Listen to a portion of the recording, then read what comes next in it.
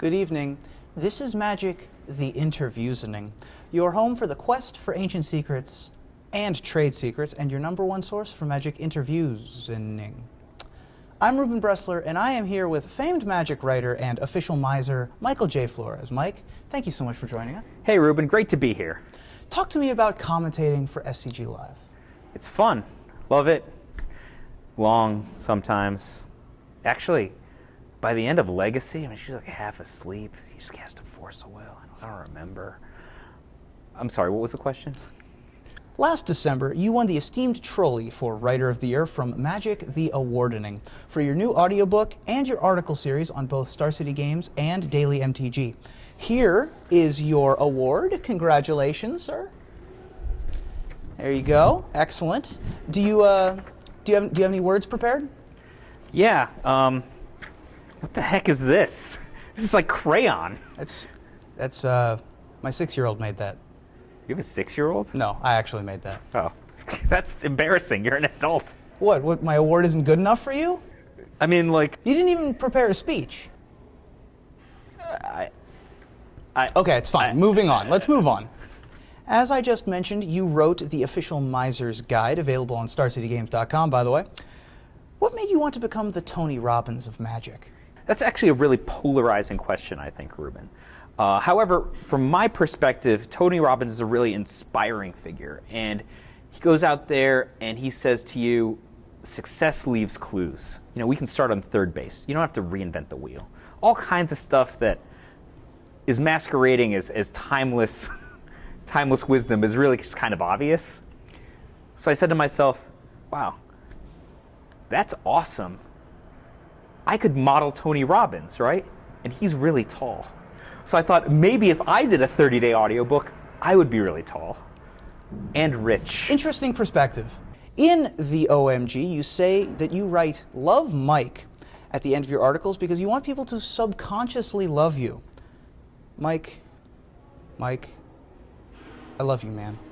First of all, Reuben, I wouldn't say subconsciously. Do you want a hug?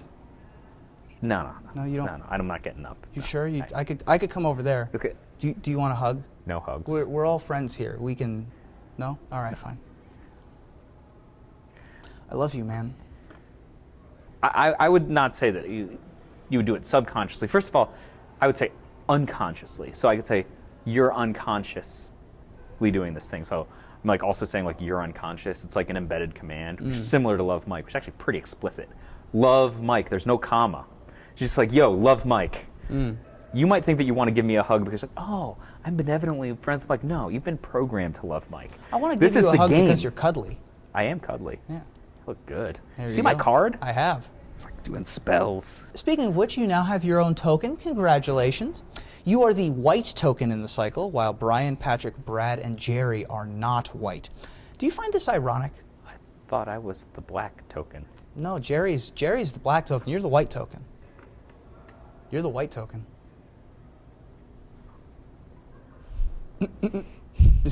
Have I broken down something? Not the white token, dude. White is like gain 3 life. Black is like make 3 mana. Right. I'm not the white token, dude.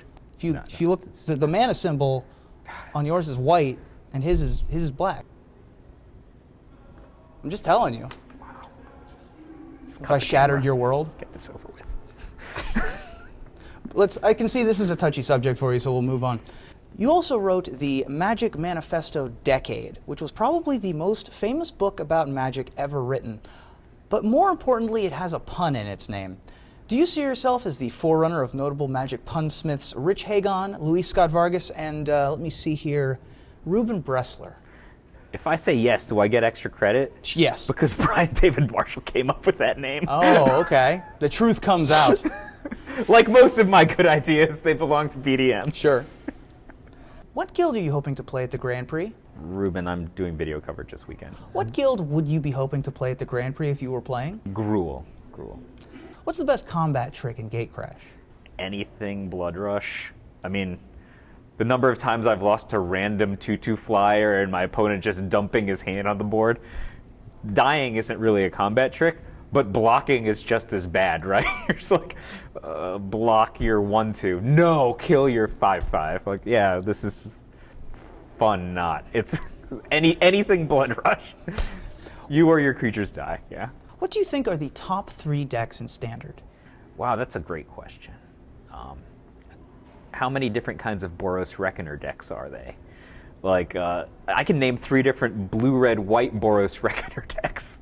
They are all really good. I think Boros Reckoner is, I think it's not Jace the Mind Sculptor, but I think it's going to be like Jace the Mind Sculptor, where this whole format is just like a bunch of different Boros Reckoner decks that do different interesting things. Like, there's like the Infinite Life Boros Reckoner deck, the one that just, 13s you while sweeping all your creatures, and then Jerry made his first top 8 playing like the least powerful kind of blue, red, and white Boros Reckoner deck you could. And even just, Harvest Pyring to kill your opponent's still awesome. And then there's just a stack of different Boros Reckoner decks that actually do what Boros Reckoner was designed to do. Like, I don't think the people at WotC were like, hey, let's make a red, red, red creature. It's a white, white, whatever. Let's make a red, red, red / white, white, white creature that can enable, I don't know, half a dozen different combos in Standard. No, I think that they were like, oh, beatdown decks need to be a little bit stronger. Let's make a guy that's a little bit better than that stupid Pyreheart Wolf for their 3-drop. Oops.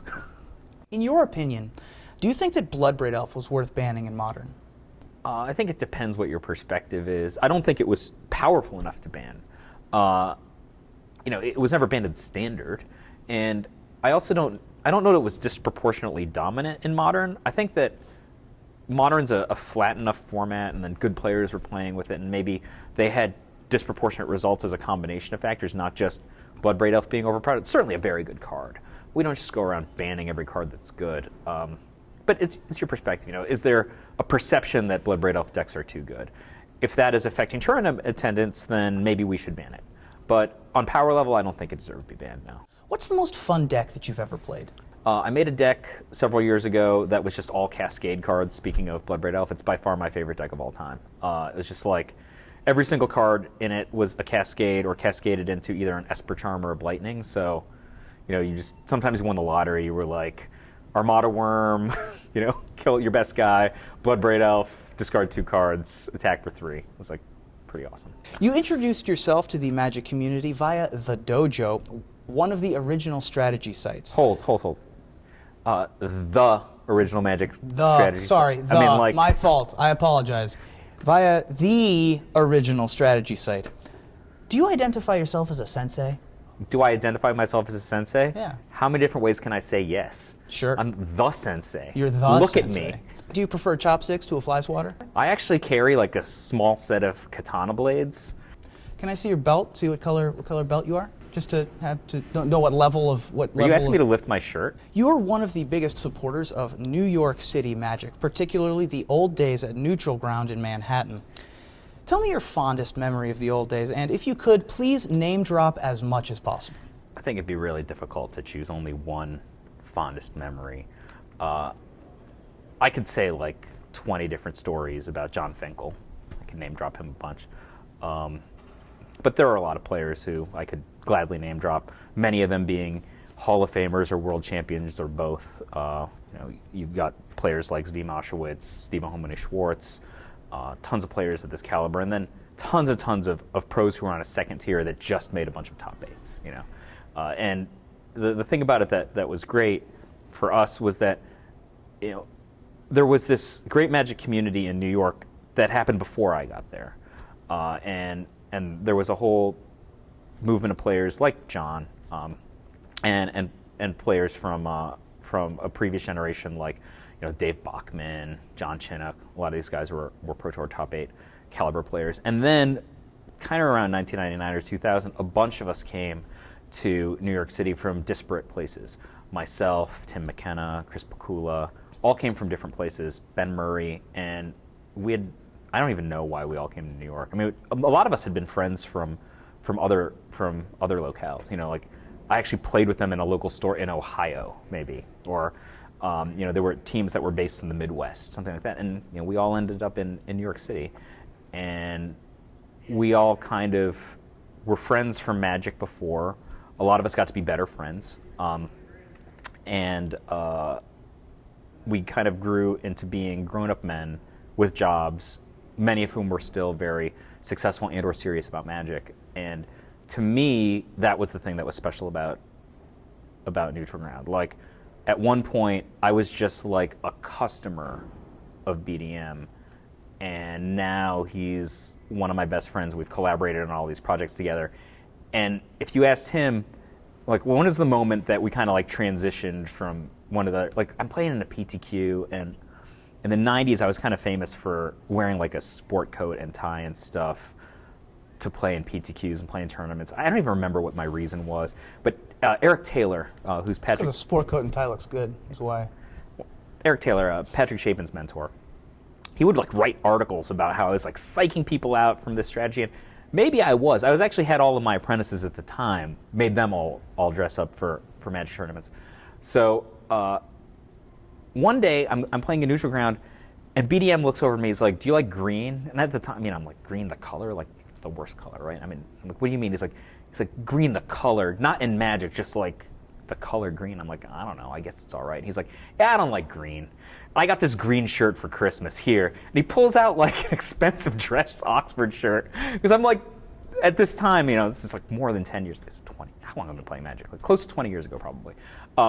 And he's just like, yeah, you always wear like nice clothes to tournaments. And I don't really wear this kind of, like, I don't like green. So he just gives me this green shirt. And that was like almost like the first day we were friends. And, just stuff like that would happen all the time. And people would fall out of the community and come back into the community. And, I hang out with guys like John and other relatively famous Magic players just being friends and like watching movies and stuff much more than playing Magic, actually. It's interesting. There's guys at this Grand Prix who have seen me like out to dinner and be like, hey, do you have another group of players who you play Magic with? It's like, I'm personally more apt to just do fun social stuff with a lot of those guys, unless we have a good reason, like preparing for a specific event or something like that. And yet there's like a really thriving community that just drafts regularly at 2 or 3 different locales. Speaking of Brian David Marshall, you do the Top 8 Magic podcast with Brian David Marshall, which I've listened to a couple of times, so I know the most important question about that podcast is, do you prefer Magic or basketball? I love Magic like nothing else in my life. You're a big fan of basketball as well. I am. I like basketball. I think I like Magic and basketball for similar reasons. Both very metrical games, and I think my enjoyment of basketball actually comes much more from thinking that I understand the mechanics of how it works in a way that's different from the average fan who just watches wow, look at that sick move. The reality is he put 2 points on the board, and there's lots of different ways you can put 2 points on the board, and then there's some ways that you can do it and we'll get you on SportsCenter, right? So I think that looking past that is one thing, and yet being able to appreciate the rush of that thing happening is another. But I think that, again, it's very similar to my appreciation of Magic, which is both from this perspective of I really enjoy playing it, it's fun to play. I get really excited about certain events that happen that are related to Magic or things in a game. Like sometimes something will happen, you're like, wow, that's so great. And yet, there's this whole other level of Magic that I've spent my entire adult life trying to dissect. And so from that perspective, they share an enthusiasm and an analytical complexity that are both enjoyable to me, but it's not close. I love Magic much more than I love basketball. I would not, actually, that's a filthy lie. I've many times just got on a plane to go to a basketball game in another state. Finally, you're doing commentary this weekend at Grand Prix Charlotte with Joey Pasco and Matthias Hunt. Do you predict that you'll cover anyone shorter than you this weekend? Yes, that's a great question, Reuben. Magic is expanding to all different kinds of audiences, and I'm not that tall, but I'm taller than the average woman. So, female players coming up, I hope to see them doing well. Like Melissa DeTorres here, she just posted her first Pro Tour top 8. I'm pretty sure I'm taller than she is. And also, there's a lot of young players coming up who, might someday be the next fill in the blank, Julian Newton, 16 years old when he won the World Championships. I got to be taller than some of those guys. Absolutely. Pasco, maybe not. But, yeah. Sure. Magic's growing. We appeal to both gargantuan giants of the game in every way, like Billy Jensen, Baby Huey, he's here, and, you know, I don't know, if there were really leprechauns, elves, sprites, fairies, they would probably like magic too. Well, they are a creature type in the game. There you go. Well, Mike, thank you for letting us have 5 with Flores today. 5withflores.com, it's my blog, yeah! Thanks.